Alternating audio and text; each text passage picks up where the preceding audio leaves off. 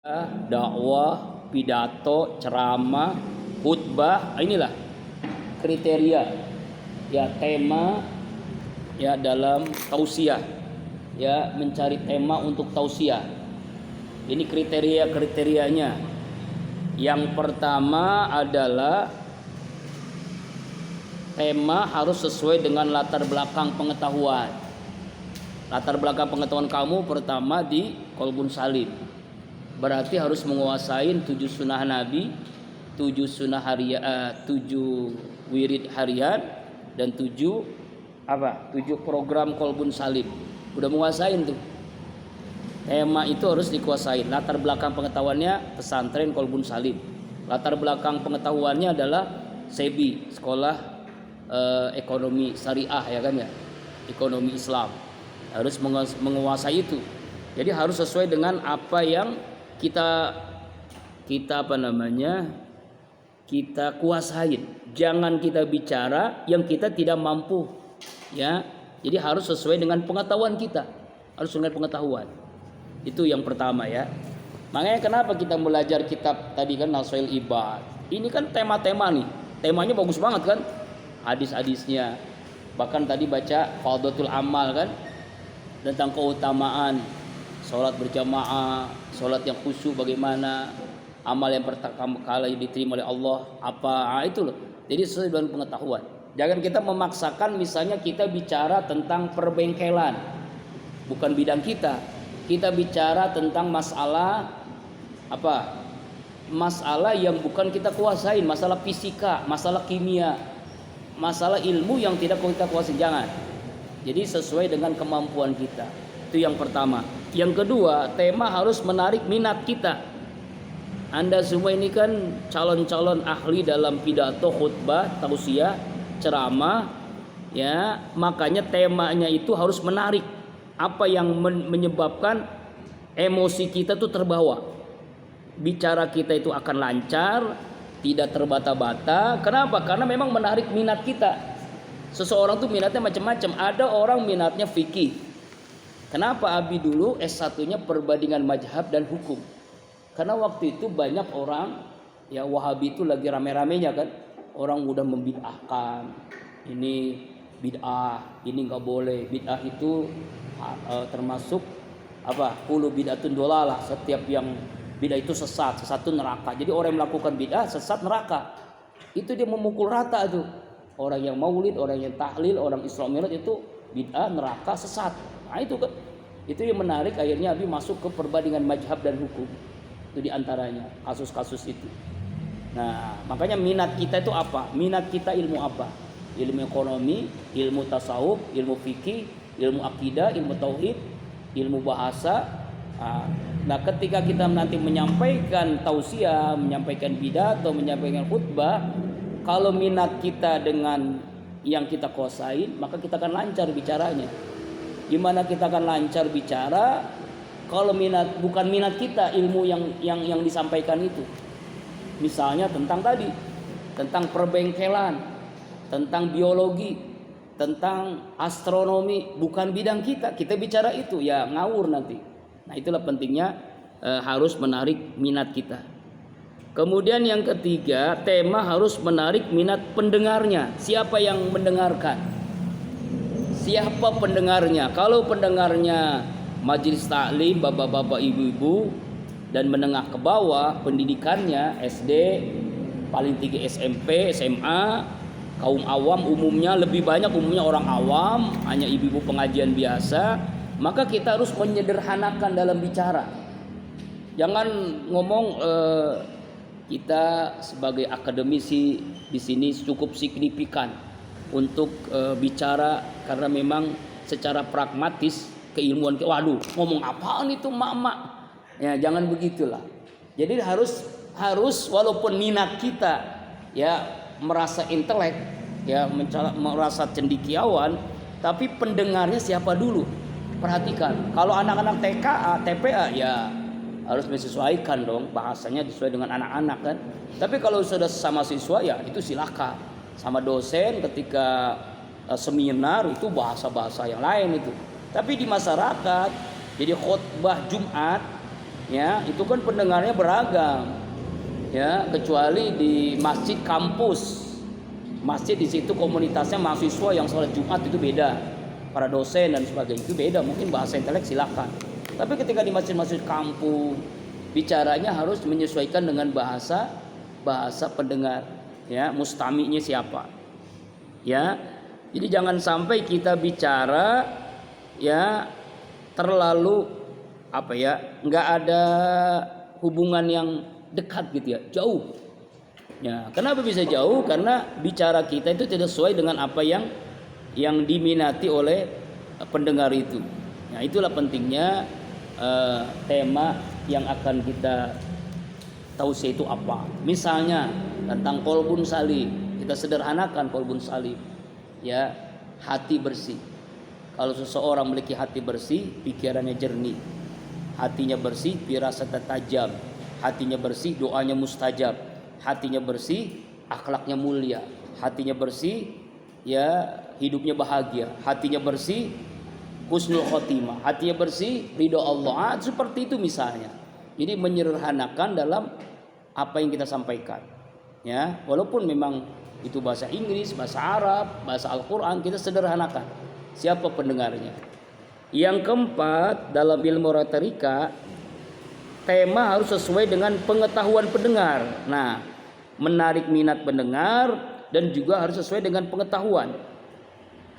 Baiknya tema kalau tidak dicerna oleh halayak, oleh pendengar, maka tidak menarik, bahkan menyusahkan mereka. Ya, menyulitkan orang awam dalam memahami apa yang kita sampaikan, menyulitkan nanti akhirnya. Ya, makanya harus disesuaikan dengan pengetahuan. Siapa yang mendengar ini? Latar belakang pendidikannya umumnya apa? Madrasah, pesantren, atau sekolah umum, SD, SMP, atau semuanya ada. Tapi lebih banyak orang-orang awam. Makanya kita harus memberikan. Nah, mari kita lihat orang-orang yang hebat dalam retorika, misalnya almarhum Ki Haji Jainuddin MZ misalnya.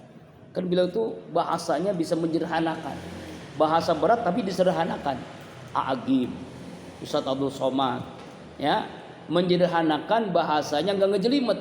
Jadi tema itu memang sesuai dengan pengetahuan yang mendengar itu. Kemudian saya pernah dulu mendengarkan tausiah almarhum Ki Haji MZ di UIN. Dia alumni UIN yang tidak lulus karena beliau sudah terkenal duluan. Beliau menyampaikan itu sendiri dalam tausiahnya waktu Abi masih kuliah.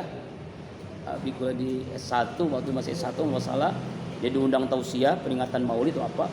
Itu bahasanya bahasa, waduh, nggak nyangka gitu ya, dia kuliah kan, bahasa mahasiswa, bahasa dosen, bahasa intelek, bahasa akademisi. Tapi dia menyesuaikan juga akhirnya, ya, dengan kebetawiannya. Itulah luar biasanya. Ya. Dia belum selesai tapi udah terkenal duluan. Dia nggak sampai sarjana. Dia jurusannya usuluddin, Fakultas Usuluddin, jurusan perbandingan agama. Kalau habis syariah perbandingan mazhab, itu beda ya. Perbandingan agama, perbandingan mazhab beda. Jadi harus sesuai dengan pengetahuan pendengar. Yang kelima, tema harus jelas, terang, ruang lingkupnya dan pembatasannya. Makanya tema itu tidak boleh terlalu luas sehingga ngawur dalam membicarakannya. Ya, misalnya tema kita tadi kan tentang apa tuh? Dalam kitab Nasul Ibad, 3 hancurnya, rusaknya sebuah kaum, seseorang. Nah, kita itu aja, jangan kemana-mana.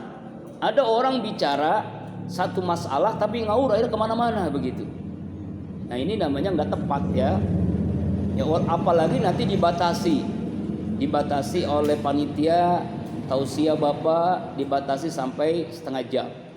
Maka dalam waktu setengah jam itu ruang lingkupnya apa, pembatasannya apa. Seperti kita bikin makalah, nanti bikin skripsi juga begitu kan. Latar belakang, ruang lingkup, pembatasannya. Kita batasi materinya apa. Yang pokok-pokoknya aja dulu, pokok-pokoknya. Tema tentang santri, san menjaga, 3. 3-nya apa? Ihsan, iman, Islam, iman, Islam dan ihsan. Akidah, syariah, akhlak.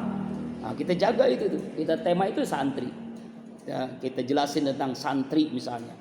Ya kan? San menjaga, tri 3. Apa yang kita jaga? Ya jelasin satu persatu. Jadi jangan ngawur kemana-mana. Misalnya begitu. Ya, harus jelas ruang lingkupnya dan pembatasannya. Makanya pentingnya kita coret-coret dulu, coret-coret gitu kan di kertas. Apa yang kita sampaikan itu, tema apa yang menarik, tema apa yang tidak ngejelimet. Yang keenam harus sesuai dengan waktu dan situasi. Nah itu tadi kan, ya kan. Jadi orasi tausiah, pengajian, khutbah, pidato, ya harus menyesuaikan dengan waktu yang tersedia. Ada namanya kultum, kuliah 7 menit. Dalam 7 menit itu waktu yang disiapkan itu kita manfaatkan seefisien mungkin. Apa yang kita sampaikan, temanya apa, ya, kemudian inti-intinya apa dari 7. Misalnya 7 sunnah Nabi, itu 7 sunnah Nabi itu bisa 7 hari itu 7 kali pertemuan, ya kan? 1 tahajud, kita jelasin tentang hikmah tahajud, manfaat tahajud, ya kan? Keutamaan tahajud, dalilnya 1 Al-Qur'an misalnya, hadisnya apa? 1 hadis 1 ayat. Yang terpenting dalam khutbah, dalam tausiah, dalam kultum, ayatnya 1, hadisnya 1, itu minimal. Ya, ayatnya tentang misalnya rukun Islam, ya kan? Apa? Tentang hadisnya apa, begitu kan? Tentang puasa, ayatnya apa, hadisnya apa. Itu aja 1 ayat dan hadisnya. Jadi nggak ngawur kemana-mana. Jadi tema harus sesuai dengan waktu dan situasi. Harus sesuai dengan situasi. Apa situasi yang aktual sekarang? Apa nih aktual? Aktual sekarang misalnya tentang Asyura kemarin ya. Maka kita jelaskan tentang Asyura. Asyura itu adalah 10 Muharram. Peristiwa Asyura ini, amalan Asyura ini. Ya, apa manfaat yang kita raih dengan melaksanakan Asyura? Ya kan? Itu contoh. Jadi menyesuaikan dengan situasi, kondisi apa yang kita sampaikan. Aktual. Ya, aktual, harus cari yang paling aktual, tema yang paling aktual. Makanya pentingnya sering melihat, sering membaca, sering mendengar. Ya, sering melihat lewat media sosial, ya, Mbak Google, nggak apa-apa silahkan. Sering mendengar tausiah dari ulama-ulama sebelumnya, Agim, Ustaz Arifin, ya, KJ Junin MZ, KH siapa namanya, ulama-ulama terkenal tuh, ya, kita dengarkan dulu, simak masing-masing tausiah itu. Nanti ada tema-tema yang aktual yang kita ambil dari apa, ya. Ustaz Pile misalnya, tadi Abi sambil masak, makanya enak istri, ya, mau masak apa, ya Abi yang masak, Abi masakin, nyuci, ngepel, biasa tuh, kerjaan yang biasa. Jadi jangan gengsi, Abi laksanakan, ya. Jadi istri pulang ngajar, tinggal makan, tinggal menikmati, ya, kamar mandi bersih, apa bersih, senang tuh istri. Nah itu, ya. Kalau nggak ada apa-apa begitulah. Pokoknya Abi itu nggak pernah diem, sibuk terus, sibuk dengerin tausiah, sibuk nulis buku, sibuk macam-macam. Jadi nggak ada diemnya. Kalau diem tuh nggak betah gitu.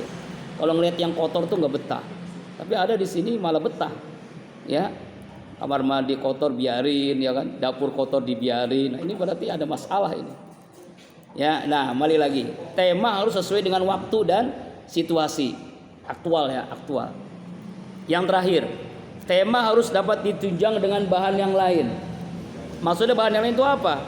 Bahan penunjang, misalnya ya teori-teori yang lain lah. Misalnya kalau kamu kan pasti kuliah kan banyak ilmu-ilmu yang dipelajari.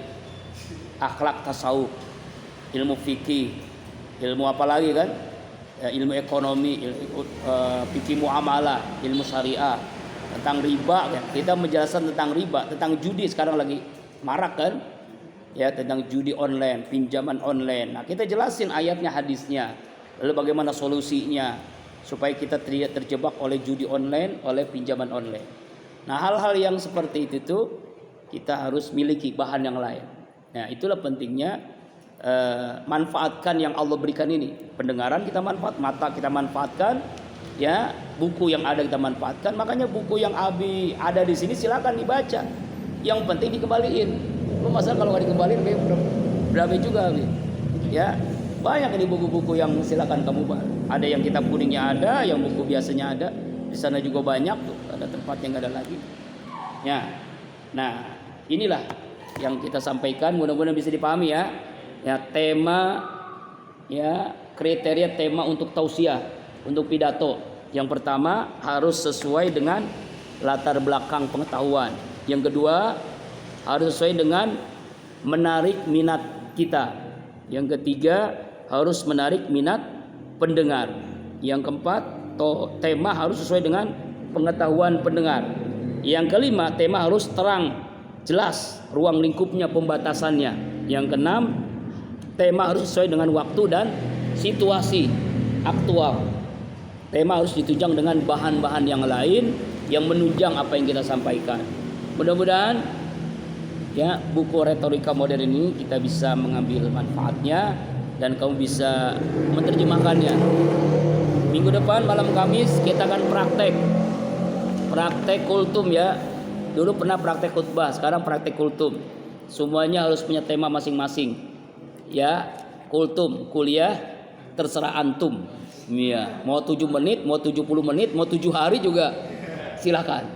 Ya, singkat padat ya, semuanya harus bisa. Pokoknya harus siapa dulu berapa orang yang kita tampilkan, 5 orang dulu nggak apa-apa.